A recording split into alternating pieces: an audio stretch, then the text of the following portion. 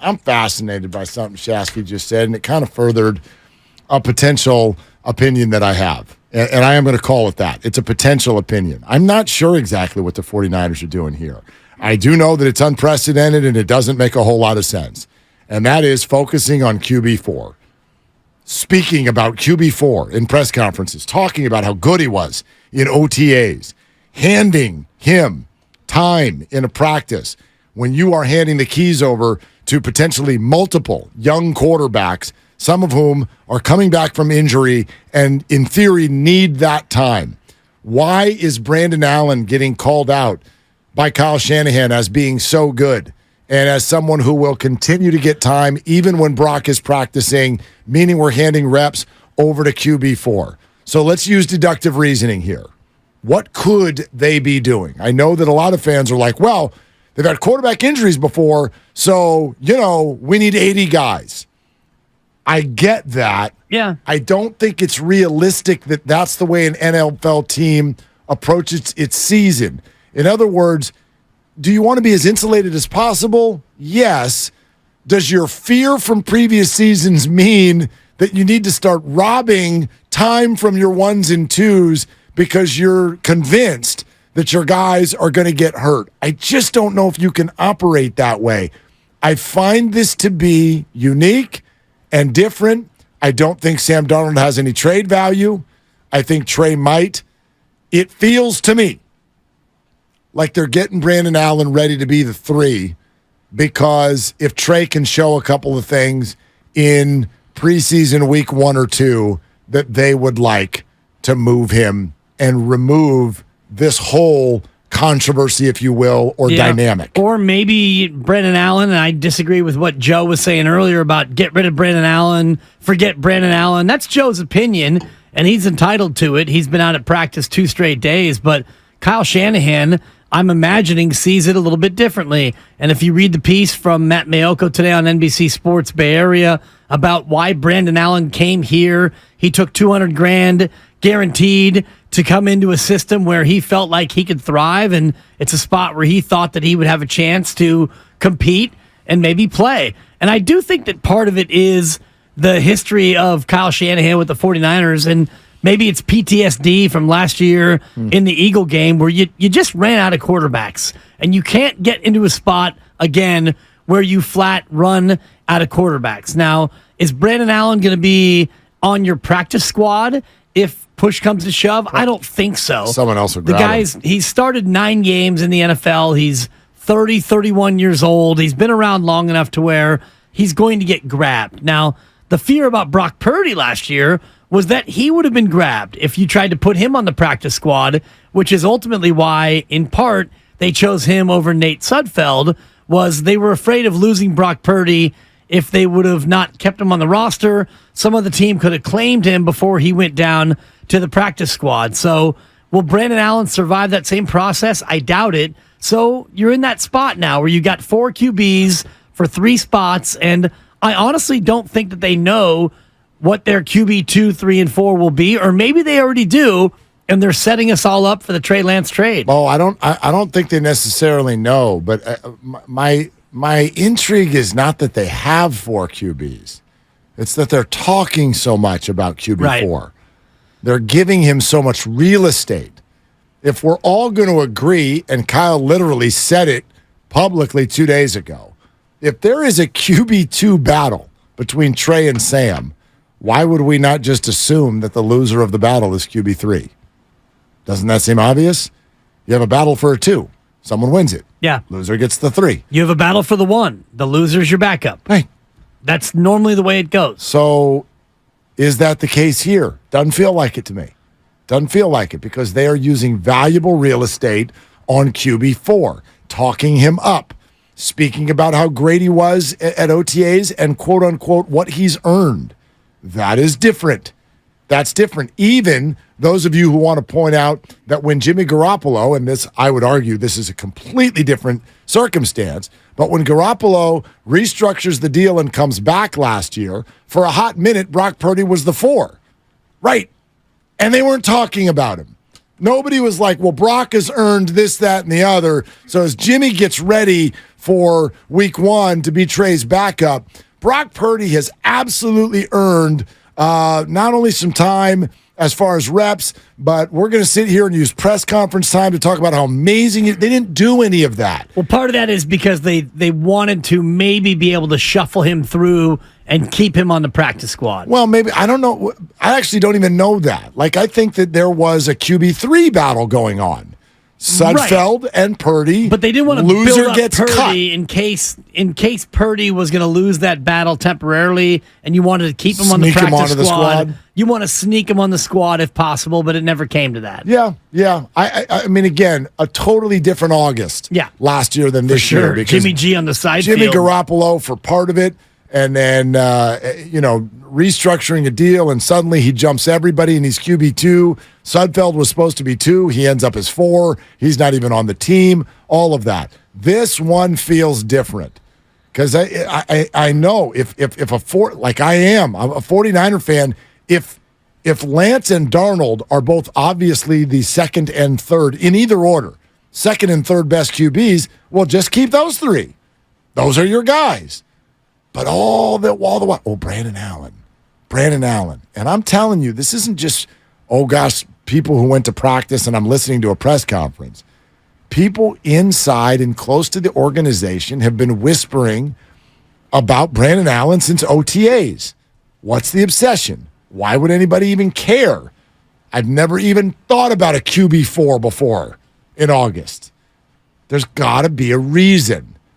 And so it feels to me like Trey either wins QB2 or they would like to make it look like he's going to win QB2. Right. And then get him somewhere else for a second or a third round pick if they can get his value to that point. Well, think about it in terms of the value of Lance, Darnold, and Brandon Allen if they aren't QB2. If those 3 guys are all battling to be the backup, and it's probably Lance and Darnold for the 2, and then Brandon Allen will be the 3, and the loser of the 2 maybe will be elsewhere. Trey Lance has the most value of those 3 quarterbacks in terms of what you could get if you realized that they weren't going to fit in your system. Trey Lance would be the guy you would trade. You can get the most back. His salary is low enough, and he's got enough upside. He's young enough to where you could get more back for Trey Lance than you could for Brandon Allen or Sam Darnold. Yeah, of course. I agree with that. I don't think Sam has much trade value. Brandon Allen is too deep on the roster to have a whole lot of trade value. I just think there's some facts here that people like to ignore. I'll bring up 2. 1, there's an article in the San Francisco Chronicle penned by our friend Mike Silver where Kyle Shanahan 24 hours ago said Sam Darnold has star quality, potential star in this league. He's been with the wrong system and the wrong teammates. That's fact 1. Here's fact 2. The 49ers took trade calls on Trey Lance 2 months ago. Those are facts. You can do whatever you want with them. I'll give you another one if you want. I got one Sam for Darnold you. on day 1 of free agency for guaranteed money. Here's a quote from Kyle Shanahan. Brandon came on and did a really good job in OTAs. So that's, to me, what makes it a little bit harder how to fit in a 4th guy. But he earned that. So that's what we're going to have to figure out as a staff with reps and everything. Kyle Shanahan on QB4, Brandon Allen, saying basically we're going to have to figure out as a staff how to make this guy get what he needs to get so we can have a look at him. Yeah. I mean, why would you even care about QB4? Do you know what I mean? Like, sure, you have him in there, but like an NFL team essentially putting stock in what's going on at QB4. Again, I know maybe they don't look at it this way, although maybe they do. I've had this conversation with an unnamed NFL executive before, but when a QB goes down, there are some execs who are like, let's go get a draft pick. We're not going to win the Super Bowl this year. We had a bad break. Let's get a draft pick. Jimmy Garoppolo got hurt. Nick Bosa's on the team because of it. So it makes sense. So this idea that, like, we need to still be awesome by the time we get to QB4 and suffer 3 major injuries at the QB position, I just don't think that's a thought in NFL locker rooms. Not normally. But Not when normally. you have this team with this coach and this laminated play sheet, And this is why I've said to you ever since we started the show about 2 years ago that I don't think that the quarterback is or has to be the most important player on this offense. And it's because of Kyle Shanahan, and it's because of the way they go about running their offense.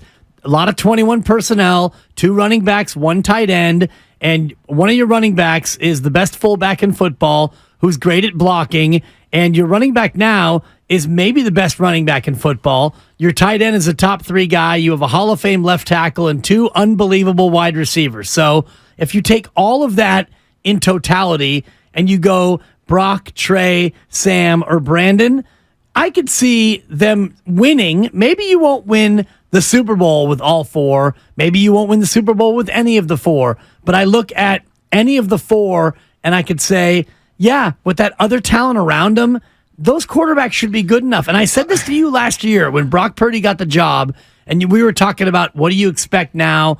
And I didn't say, oh, they should go undefeated. Right. But I did say, I don't think that they should miss a beat because of everything else that is around Brock Purdy. Well, and we also, we were cheating a little bit, though, in that, like, let's say that we found out after the game. Oh, God, like Jimmy finishes the game against Miami. Yeah. And then you find out Monday morning, oh, my gosh, Jimmy tore something in his leg, and he's out for the next 7 weeks. If it had gone that way, what would you have thought? Everybody would have been like, that's it.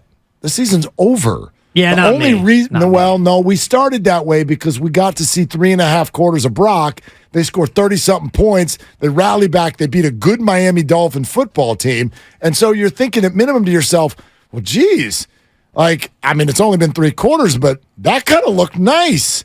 I don't know if I should believe it yet, but that looked kind of nice. We had that as a backdrop. Yeah. I think if we find out that Brock's taking over and you had no idea what he looked like, no tape, Mr. Irrelevant from Iowa State, you would have been like, they're not going to, I mean, they'd be lucky to win 2 games the rest of the way. That's normalcy in the NFL. Right, but this team is not normal. The way they do it is not normal. And the fact that they went from Lance to Garoppolo to Purdy, and they didn't, not only did they not miss a beat, but they actually got better when they went to QB3. And that's why, and you said this at the start of the segment about, well, I don't know if the team looks at it like, oh, we might need 3 or we might need 4. I actually think that Kyle Shanahan looks at it that way. He doesn't think, well, I'm the quarterback killer, and so I need to have as many guys as possible. But I do think he looks at it in terms of, geez, it seems like every year I've had to go to a backup. And, you know, when we had C.J. Beathard and Nick Mullins, that really didn't go well for me. So now that I have Trey Lance and Sam Darnold and maybe Brandon Allen or 2 of those 3, or I'm not sure who we'll have and stuff, I think he looks at it in terms of the reality. And it's not only the Niners and it's not Kyle Shanahan, but it's football. I mean, what if we looked at it a different way? And first, you're listening to 95.7 The Game, KGMZ FM and HD1 San Francisco, always live on Twitch, YouTube, and the free Odyssey app. Again, puzzle pieces. You said you don't think Brandon Allen's making it through the practice squad, right? Right. Okay, so let's remove that. He's not on the practice squad. Do you think it's possible that the 49ers would keep 4 quarterbacks on their active roster? No. Okay, agree. No. So if he's not going to be on the practice squad and you're not going to keep 4 quarterbacks on the active roster, your reasoning for prioritizing reps for Brandon Allen right now would be what? And if your answers, I think, could be one of 2 things. Yeah, 2 things. Either say, well, they're getting themselves ready for what if there's an injury. Okay, maybe it's that. I don't know if you prioritize reps in July if there's maybe going to be an injury somewhere along the road. Or do you believe you're prepping Brandon Allen for a roster spot? And if you are, how do you get there? Brock's on the team. That's done. Yeah. You think they're cutting Sam? Maybe. You think? They cut Nate last year. That's different. Nate's not Sam. Nate had $2 million guaranteed, though. He did, but he did not ever get a comment from Kyle. I think he can be a star in this league. Sam Darnold is, right, somewhere along the line, just like Trey, someone wanted to make him the 3rd overall pick in the draft. So this is an arm talent now. It hasn't added up, but he said it directly to Silver yesterday.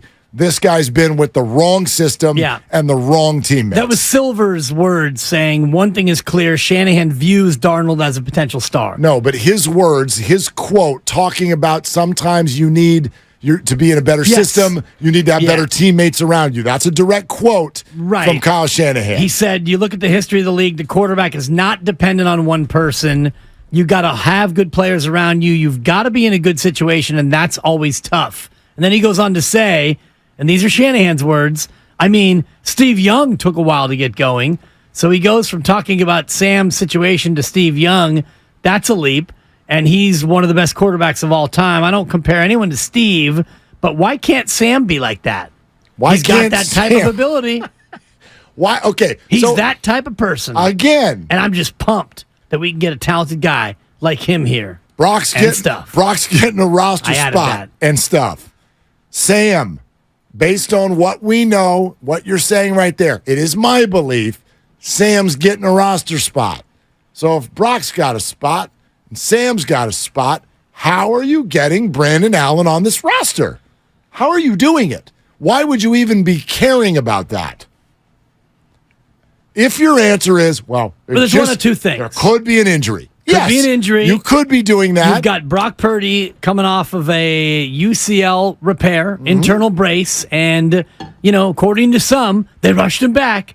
And but they didn't. I know, but I just said according to some. Trey Lance is coming off a broken ankle, which Joe Shasky, who joined us earlier last hour, he mentioned that he's coming off injury, but that's been 10 months. It's almost a year, yeah. So the likelihood of a re-injury, he's completely healed up in terms of that. But could you have an injury to Sam, Trey, or Brock? Absolutely. Okay. And so why not have an insurance policy in late July? Great. Here's my answer there. My answer there would be, if you're holding on to him because what if there's an injury, then you're not prioritizing his reps in practice until said injury happens. That's my answer. You're going to prioritize it less. I'll give you that. Absolutely. And if you want to go around camp, if you want to go camping and look at every QB4 in camp right now, and about half the teams have 4 QBs, the majority of those QB4s are guys who have not started 9 games in the National Football League. And Brandon Allen's 2-7 as a starter. He started more games than Brock Purdy in the NFL. Yep. Think about that in terms of experience. I mean, if you don't count playoffs, but yes, go ahead. You don't bring Brock Purdy in you don't bring Brandon Allen in just as a camp body to do him a favor. You brought him in thinking that he might be a guy who can be QB2 or QB3. That's what I'm trying to figure out. How they get him a roster spot? Because they seem to care. They seem to think that they might want to do that. So how are they getting him on the team? There's got to be a way to get him on the team. And if it's just an insurance policy, and maybe that's what it is, then would you be opening camp with, oh my God, he looks great at OTAs, and he's now earned time. He has earned reps. Shasky, I thought it's a great point that he made. He's like, gosh, we're sitting here watching this, and there's just a lot going on. This was the first day where all 4 guys got reps. And Shasky made it sound, at least my read of his conversation, made it sound like it felt a little frenetic to be bouncing, Brock and his arm. And it felt like it was coming at the expense of Trey Lance. Yes, is what I felt. And Sam, he said. I think it was Sam, he said, that he charted 27 minutes between throws. That was for Trey. I thought it was for Sam. Okay, I might be wrong on that. Yeah. I might be wrong on that. Yeah. But anyway, point being is if it is at the expense of young players you're trying to evaluate, why would you do that? And how are you getting them on the roster? If the Bengals called today, now I know a lot of you bouncing around with the video of Joe Burrow. Joe Burrow did not suffer an Achilles tendon injury today. He did not. He suffered a calf strain. I'm not going to act like there's an official timetable, but all the doctors are weighing in, and it sounds to me like we're going to see very little of Joe in the preseason, but there's plenty of optimism that Joe Burrow did not miss any regular season games with his injury today. About a 2 to 4 week injury. It's still July. Joe can and should, at this point, be ready for week 1. But let's pretend it was something worse. Bengals call the 49ers. We'll give you 2 for Trey today. Oh, done. You kidding me? See, I agree with you. I think the 49ers. You would take a third. I don't know about that. I do. You would take a third. Well, without a doubt, you would take a third. They might. The reports are they were offered a 5. A 5th-round pick. And they did not bite on that. Right. A 5th-round pick, I'm going to have to say that's a hard no for me, dog. If I can borrow from you yet again. You can. Well, just the way you said it and the way they cut it. You got to give me a little bit more on the dog. Yeah, I want you to be a no from me, dog. Yeah, you got it, dog. I want, give me a little emphasis. DAWG, okay? Yeah. I'm working on it. Thank you. And I don't have quite the depth of voice to really bring it home, but you got all the time you need. I actually don't, because normally you're back at it. Yeah, 2 sips and you're back on the mic. Thanks. So Hang on, I'm about to take one right now. Yeah. To your point, though, it's a third. If you get offered a third right now, it's a yes. But a 5th, that's going to be a hard no from me, dog. Okay, that was good. Better. By the way, working on it. I don't know if that's my opinion. It's my opinion that's the 49ers' opinion. On a third? Well, listen, when I've watched Brandon Allen, I'm just kind of like, But I've been 3 times, and who the hell am I? I'm not a scout. Kyle Shanahan sounds impressed, and he's not the only one. And I didn't watch OTAs more than once or twice. So they saw a whole lot of stuff, and they came away impressed. So I don't know if here we are on July 27th, would I send Trey Lance out for a 3? That doesn't feel like what I would want to do right now, but I'm not a 49er executive. Let's think about this in terms of who they might trade, though. All these things tell me that if somebody, I don't know about a 3, if somebody called with a 2, I think the 49ers would say yes today. For a 2nd-round pick? Yes. Sure. I think they'd also say yes for a 3rd-round pick. Maybe. And here's my thinking in terms of what they're facing. So if they like Brandon Allen and the amount of reps they're giving him in practice would indicate that they like Brandon Allen at least more than the average QB4. So if you could trade either Darnold or Allen or Lance, considering you're not in love with any of the 3, you're in love with Brock Purdy. If you trade Sam Darnold for a 3rd-round pick, that doesn't solve your long-term issue, which is you still have 2 quarterbacks that you can't keep both of them for the long term. So that just kicks the Trey Lance problem down the road. Based on what Kyle has said about Sam Darnold, I don't think there's any way in hell he's not on the team this year. He's too excited to have him. But if they offered you a 2nd-round pick for Sam Darnold, you're taking it. Yes, but they would. Well, I don't even know, but they won't. You're not getting that offer for Sam Darnold. If Joe Burrow tears his Achilles, then you're not getting a 2nd-round pick for Sam Darnold. Are you getting one for Trey Lance? Maybe. If he shows out in a preseason game, maybe. If I'm looking for a stopgap, I'm calling the Niners about Sam Darnold, who's under contract for 1 year. So what if it's a team that's not looking for a stopgap? What if it's the Washington Commanders and Trey goes and lights up week 1 of the preseason? I don't know. They got Thurston Howell there already. Sam Darnold, I think, is going to be on the team.